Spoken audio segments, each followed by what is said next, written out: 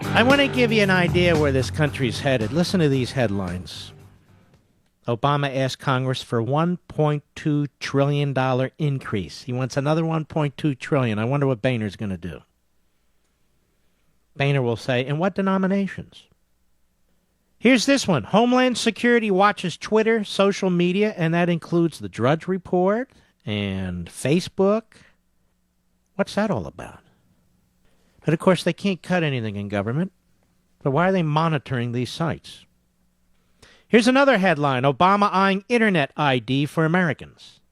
They're about to propose IDs for you who use the Internet, most of you, that would be. And the U.S. Commerce Department would have authority over the effort. Homeland Security watches Twitter and social media and Drudge and so forth. They're going to be giving us IDs, those of us who use the Internet, which is almost all of us. They want another $2 trillion, Obama does, to fund the government. What the hell's going on here? I'll tell you what's going on here. We're losing our country. Why does the government need an ID for us, those of us who use the Internet? What do governments do with IDs on people who use the Internet? And Homeland Security watches Twitter, social media, and so on. What are they watching for? What are they looking for exactly? Terrorists? While we're slashing the military by some preposterous amount? A $1.2 trillion increase in government spending. And Obama says Congress doesn't do anything. It's a do-nothing Congress. Really? It seems to rubber stamp his spending requests. Do nothing? Well, if it's a do-nothing Congress, then do nothing. I wish it was a do-nothing Congress. But it's not. Before we get to the callers, I want to tell you a little story about your government. It's your government. From UPI. Mike and Chantel Sackett. They wanted to build a home on about 2/3 of an acre lot near Priest Lake in the northernmost portion of the Idaho Panhandle, 80 miles north of Spokane, Washington. After 3 days of bringing in fill dirt and preparing for construction in 2007, they were ordered by the EPA and the U.S. Army Corps of Engineer officials to stop the project because there was a possibility the land contained wetlands. 6 months later, the EPA sent the Sacketts a compliance order saying the land must be restored as wetlands before the couple could apply for a building permit. These are just working people. The Sacketts sought to challenge the order, but the EPA and lower courts said they didn't have the right to challenge the order.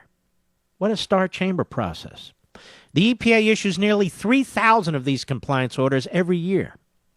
The government acknowledged to the court, that would be the Supreme Court on Monday, fines for failing to comply with the orders could be as much as $75,000 a day.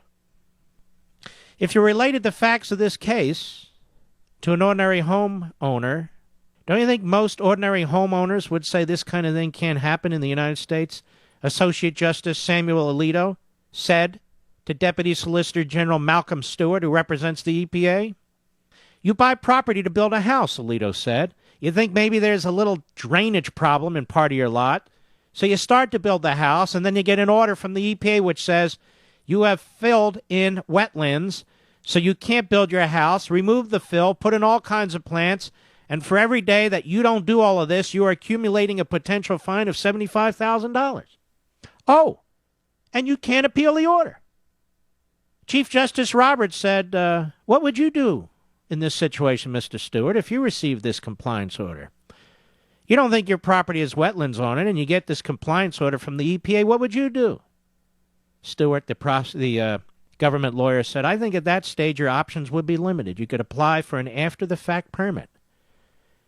Roberts hit back. You wouldn't do that. You know you'll never get an after-the-fact permit if the EPA has already sent you a compliance order saying you've got wetlands. There you go, ladies and gentlemen. That case is before the Supreme Court, and it took years and years to get there. Your government at work. And on the same day that case was argued in the Supreme Court, Barack Obama went to the Environmental Protection Agency and praised them for their good deeds.